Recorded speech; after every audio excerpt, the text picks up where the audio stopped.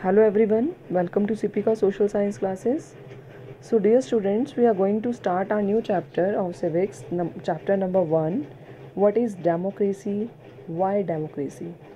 This is your first chapter of civics and 9th class. तो students अभी chapter start करने से पहले मैं आपको थोड़ा सा बता दूं कि इसमें हमने कौन कौन से टॉपिक्स को डिस्कस करना है। तो इसमें हम पढ़ेंगे सबसे पहले तो what is democracy and its features. इसके जो फीचर्स हैं वो हम उसमें डिफरेंट एग्जांपल्स लेंगे डिफरेंट कंट्रीज़ के, ताकि उसको इलेबोरेट करके आसानी से आपको उसके फीचर्स के बारे में समझाया जा सके। तो features will take a time in 2 or 3 videos and after that the name of the chapter is what is democracy and why is democracy. तो सेकेंड हमारा पार्ट होगा वाई डेमोक्रेसी।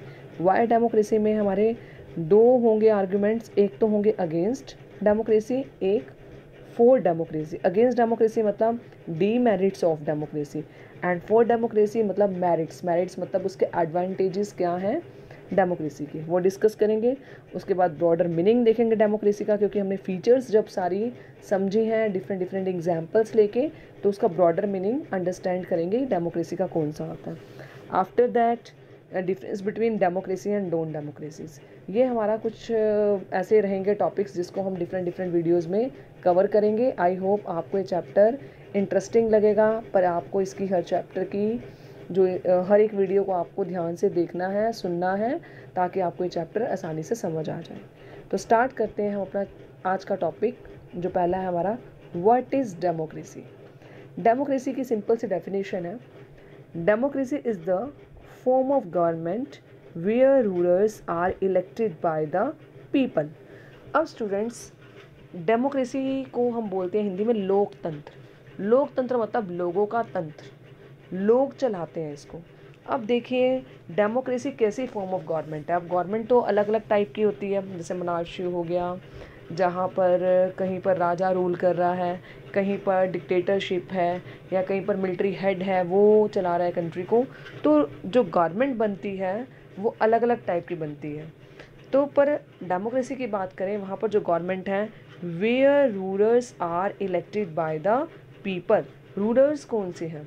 रूलर्स मतलब क्या उनको लोग इलेक्ट कर रहे हैं, या वो राजा है कि आगे राजा बना है, आगे उसका जो बेटा होगा वो बनेगा, आगे उसका बेटा बनेगा, या ये रूल चल रहा है, या वहाँ पर कोई मिलिट्री हेड है वो रूल कर रहा है कि मिलिट्री के जो मेंबर्स हैं उनमें से ये लीडर अपॉइंट होता है एज अ प्रेसिडेंट वो।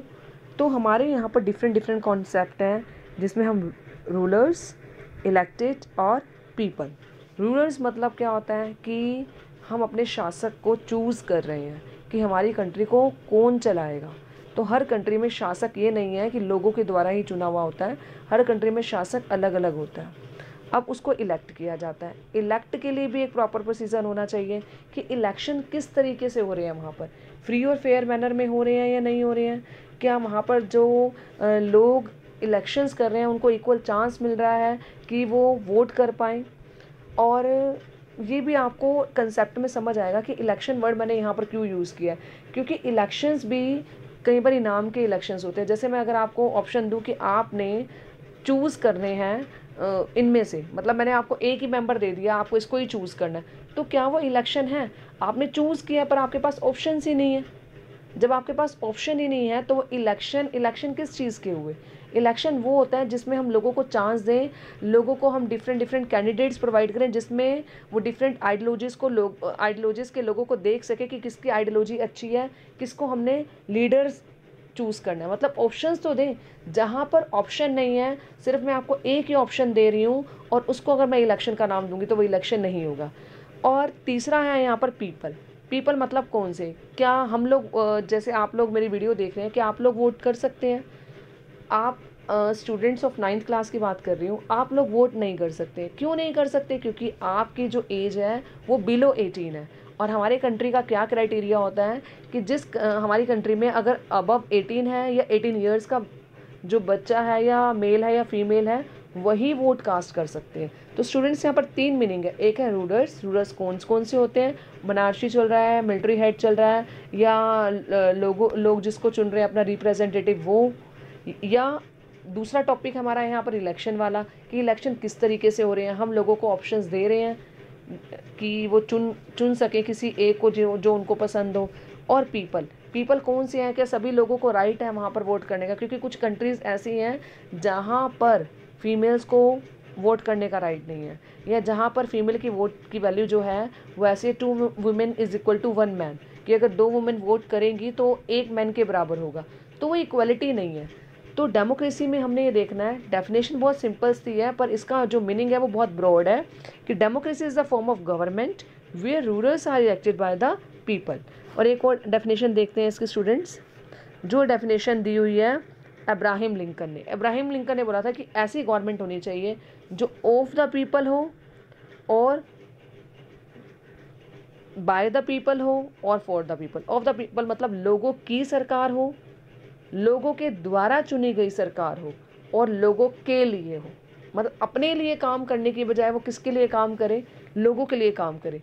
और लोगों के द्वारा मतलब बाय द पीपल, मैंने यहाँ पर क्यों बोला बाय द पीपल? मतलब लोगों ने चुना है और वो लोगों की ही सरकार बनेगी। तो अब्राहम लिंकन ने बहुत ही सुंदर डेफिनेशन दी है, democracy is a government of the people bye the people and for the people. तो स्टूडेंट अब हम इसके फीचर्स के बारे में आएंगे। अब फीचर्स में मैंने आपको पहले ही बताया था, हम एक एक टॉपिक जो है उसका डिस्कस करेंगे, एक एक फीचर उसको डिस्कस करेंगे, एक एक फीचर को हम डिफरेंट एग्जाम्पल से एक्सप्लेन करेंगे। तो अब हमारा जो एग्जाम्पल आएगा वो पाकिस्तान का केस आएगा, तो major decision by elected leaders. तो पाकिस्तान का केस देखते हैं। General Parvez Musharraf led a military coup in October 1999। Means क्या है कि जो जनरल परवेज़ मुशर्रफ था उसने वो एक मिलिट्री का हेड था। मिलिट्री जैसे हमारे यहाँ पर ऐसा नहीं होता कि मिलिट्री का जो हेड है वो अपने आप को एज ए लीडर अपॉइंट कर सके, ऐसा नहीं है। वहाँ कई कंट्रीज़ में ऐसा भी होता है, जो मिलिट्री के हेड होते हैं वो अपने आप को लीडर अपॉइंट करते हैं, वो अपने आप को एज ए प्रेसिडेंट घोषित करते हैं। तो जनरल परवेज़ मुशर्रफ ने मिलिट्री कूप ऑर्गेनाइज़ किया इन अक्टूबर 1999 में। वहाँ पर उसने जैसे मिलिट्री कूप लिया तो उसने ओवरथ्रू डेमोक्रेटिकली इलेक्टेड गवर्नमेंट। जो गवर्नमेंट पहले से वर्क करी थी वो डेमोक्रेटिक थी, लोगों ने चुना हुआ था, उसने उठा के उस गवर्नमेंट को ओवरथ्रू कर दिया, मतलब उसको उठा के वहाँ से फेंक दिया, बाहर निकाल दिया और अपने आप को क्या कर दिया, उसने अपने आप को वहाँ का चीफ मिनिस्टर डिक्लेयर कर दिया। क्या हुआ था, जनरल परवेज़ मुशर्रफ ने अक्टूबर 1999 में आकर वहाँ की जो गवर्नमेंट थी, जो डेमोक्रेटिक गवर्नमेंट थी, उसको वहाँ से निकाल फेंका और उसके बाद अपने आप को चीफ मिनिस्टर डिक्लेयर कर दिया। अब इतना ही नहीं, चीफ मिनिस्टर डिक्लेयर करने के बाद उसको ये लग रहा था कि कहीं ना कहीं कोई दिक्कत आ जाए, तो उसने अपना डेजिग्नेशन चेंज कर दिया। चीफ मिनिस्टर से वो क्या बन गया, प्रेसिडेंट ऑफ द कंट्री। अब उसके बाद क्या हुआ, इन 2002 he held a referendum and granted him a 5 years extension. अब क्या हुआ, जनरल परवेज़ मुशर्रफ को ये लगा, उसके मन में कहीं ना कहीं डर था कि कहीं ना कहीं लोग मुझे निकाल के बाहर ना फेंके, ये ना हो कि मैं अभी तो बन गया हूँ क्योंकि मेरे हाथ में पावर है, थोड़े टाइम में मेरे पास पावर ना रही तो लोग मुझे एज अ प्रेसिडेंट एक्सेप्ट नहीं करेंगे। तो उसने एक रेफरेंडम कंडक्ट कराया। रेफरेंडम मतलब होता है जैसे कि आपने कोई काम करवाना है, उसके लिए आप एक सर्वे करवाते हैं, सर्वे भी नहीं करेंगे मतलब लोगों की मीटिंग करवाते हैं और उसमें आप चांस देते हैं, ऑप्शन देते हैं कि ये काम होना चाहिए या नहीं होना चाहिए। तो अगर वहाँ पर लोग एक्सेप्ट करते हैं, मेजॉरिटी में डिसीज़न आपकी फेवर में देते हैं, तो मतलब एक्सेप्टेबल हो गया, और अगर लोग उसको निगलेक्ट करते हैं तो वो एक्सेप्ट नहीं होगा। तो रेफरेंडम का मतलब होता है ऑप्शंस दी जाती हैं, किसी काम के लिए ऑप्शन भी कह सकते हैं, या किसी काम के लिए जजमेंट आप कहीं लोगों से मांग रहे हो तो आप सर्वेस कराते हैं। जैसे सर्वे करवाया, आपने बता दिया कि मैं ये पॉलिसी मैंने ऑर्गेनाइज़ करनी है, तो आप लोग इस चीज़ के लिए एग्री हैं, तो अगर लोग एग्री होते हैं तो वो पॉलिसी लागू हो जाती है, चलनी शुरू हो जाती है, तो वो रेफरेंडम है। तो ऐसे ही परवेज़ मुशर्रफ ने भी रेफरेंडम एक कंडक्ट कराया और उसकी वजह से उसको 5 years की एक्सटेंशन मिल गई, मतलब 5 साल आगे और काम करने को मिल गए। अब लोग इस चीज़ के बिल्कुल अगेंस्ट थे, दे प्रोटेस्ट अगेंस्ट रेफरेंडम।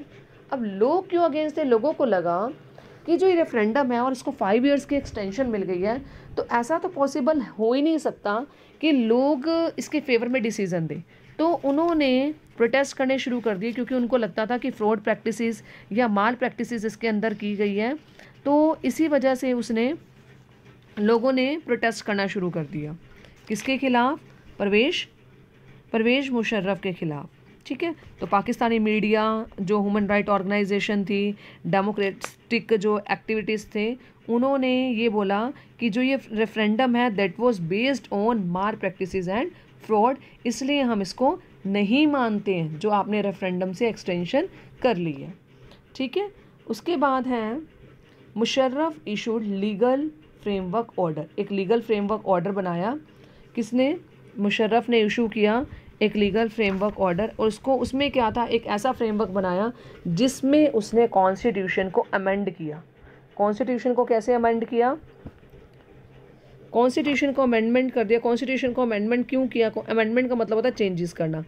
अमेंडमेंट इसलिए की ताकि जो भी पॉलिसी है वो मेरे फेवर के अकॉर्डिंग चले, क्योंकि मैं कॉन्स्टिट्यूशन में, ऐसे तो लोग मानेंगे नहीं, क्योंकि अगर मैं कोई रूल अप्लाई करूं कि आप ऐसा काम करो वैसा करो, क्योंकि वो लीगली कहीं लिखा नहीं हुआ, पर अगर वो कॉन्स्टिट्यूशन में कहीं ना कहीं रिटन करवा दिया गया, रिटन हो चुका है, तो लोग उसके खिलाफ बोल नहीं पाएंगे।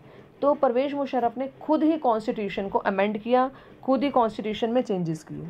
ठीक है, तो अब उस चेंजेस में क्या हुआ? Now the president can dismiss national और प्रोविंशियल असेंबलीज। अब स्टूडेंट्स, ये प्रोविंशियल असेंबली या नेशनल असेंबली क्या होती है? जैसे आपने देखा होगा डिफरेंट हमारे यहाँ पर कंट्री हैं, कंट्री में स्टेट्स हैं, तो state assembly, state legislative assembly हो गई। ऐसे वहाँ पर प्रोविंसेस हैं पाकिस्तान में, तो वहाँ पर प्रोविंशियल असेंबली हो गई। तो प्रोविंशियल असेंबली को डिसमिस कर देता था कि वो लोग मेरे खिलाफ कोई डिसीज़न ले ही ना पाए। पार्लियामेंट जो भी वर्क करे वो मेरे अकॉर्डिंग वर्क करे, और उसमें अगर कोई उसके अगेंस्ट जा रहा है तो उसको डिसमिस करने का राइट भी इसने ले लिया था, क्योंकि इसने कॉन्स्टिट्यूशन को चेंज कर दिया। कॉन्स्टिट्यूशन में जब इतने सारे चेंजेस आए तो ये भी उसमें से एक चेंज था कि जब मेरा मन करे तब मैं डिसमिस कर सकता हूँ नेशनल और प्रोविंशियल असेंबली को, और अपने अकॉर्डिंग डिसीजन डिक्लेयर करवा सकता हूँ। तो work of civilian cabinet is supervised by the national security council. अब जो कोई भी कैबिनेट का कुछ भी काम होगा, जैसे हमारे यहाँ भी कैबिनेट होती है प्राइम मिनिस्टर की, वैसे जो सिविलियन कैबिनेट है अब वो सुपरवाइज कौन करेगा उनको? National security council. अब क्या है, elected representative had some power but final decision in the hand of the military officers. अब इलेक्टेड रिप्रेजेंटेटिव, इसमें जो भी इलेक्शन हो रहा है, इलेक्शन का प्रॉपर क्राइटेरिया तो दिया नहीं था, खुद ही आके लीडर बना। अब लीडर के अकॉर्डिंग जो लोग कुछ इलेक्ट हुए हैं, जो नीचे वाले लोग थे उसके अंडर जो काम कर रहे थे, वो जो इलेक्ट हुए थे वो भी, उनके पास कुछ पावर तो थी, बट वो अपनी पावर का यूज़ नहीं कर सकते थे, क्योंकि अगर वो कुछ भी डिसीज़न अपने लीडर के ख़िलाफ़ लेते, प्रेसिडेंट के ख़िलाफ़ लेते, तो वो पॉसिबल ही नहीं था, क्योंकि इनका कोई भी डिसीज़न चलना नहीं था। पावर होने के बावजूद भी फाइनल डिसीज़न किसके हाथ में था? मिलिट्री ऑफिसर्स के हाथ में। और मिलिट्री ऑफिसर किसके हाथ में थे? परवेज़ मुशर्रफ के हाथ में थे। तो फाइनल डिसीज़न ऑफ कोर्स किसके फेवर में जाएगा? परवेज़ मुशर्रफ के हाथ में जाएगा। तो स्टूडेंट्स, इसमें मैं आपको ये बताना चाहती हूँ कि आप एक बार हम रिकॉल कर लेते हैं कि पाकिस्तान का केस है, इसमें जनरल परवेज़ मुशर्रफ जो था, मिलिट्री कूप 1999 में सेलेक्ट किया, और वहाँ पर जो गवर्नमेंट पहले से चल रही थी उस गवर्नमेंट को हटा के बाहर फेंक दिया और अपने आप को चीफ मिनिस्टर डिक्लेयर कर दिया। चीफ मिनिस्टर डिक्लेयर करने के बाद उसने अपना डेजिग्नेशन चेंज कर दिया। अपने डेजिग्नेशन में उसने अपने आप को चीफ मिनिस्टर से क्या बना दिया? प्रेसिडेंट बना दिया। उसके बाद उसको फिर भी डर था कि कहीं लोग मुझे उठा के बाहर ना फेंक दें, मुझे यहाँ से निकाल ना दें। तो 2002 में भी उसने एक रेफरेंडम कंडक्ट कराया और उसमें फ्रॉड के तरीके से अपनी 5 इयर्स की एक्सटेंशन कर ली। 5 इयर्स की एक्सटेंशन होने के बाद उसने एक लीगल फ्रेमवर्क ऑर्डर बनाया जो उसके अकॉर्डिंग ही चलता था। उसमें उसने कॉन्स्टिट्यूशन को अमेंड किया, जिसमें उसको पावर मिल गई थी कि वो किसी भी नेशनल असेंबली या प्रोविंशियल असेंबली को डिसमिस कर सकता है ताकि वो उसके अगेंस्ट ना जा सके। अब उसमें क्या हुआ कि जो इलेक्टेड रिप्रेजेंटेटिव थे उसके पास कुछ पावर्स तो थी, पर वो फिर भी डिसीज़न नहीं ले पाते थे, क्योंकि फाइनल डिसीज़न किसका होता था? परवेज़ मुशर्रफ का होता था। अब स्टूडेंट, हम देखते हैं हमारा जो की फीचर है वो इससे मैच होता है या नहीं होता। हमारा जो फर्स्ट फीचर है, democracy is that in a democracy the final decision making power must rest with those elected by the people. अब यहाँ पर आपको क्या लगता है कि पाकिस्तान में जो जनरल परवेज़ मुशर्रफ थे उनके हाथ में पावर थी या लोगों के हाथ में पावर थी?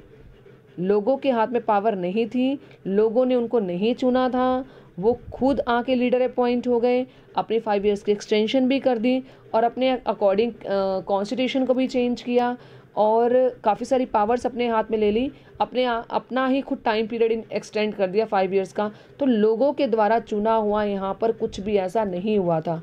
तो क्या पाकिस्तान को हम एक डेमोक्रेटिक कंट्री बोलेंगे या नहीं बोलेंगे? प्लीज़ आप मेरे कमेंट सेक्शन में बताना कि अब अगर हम इस फीचर को लेके चलते हैं तो क्या पाकिस्तान एक डेमोक्रेटिक कंट्री है या नहीं। और अगर आपको ये वाला फर्स्ट टॉपिक समझ में आ गया हो तो आप एक क्वेश्चन का आंसर देंगे। मेरा question is that democracy is a government of people bye the people for the people. Who wrote this definition? By which leader this definition was written? Okay students, thank you. आगे हम next lecture में पढ़ेंगे अपना दूसरा की feature.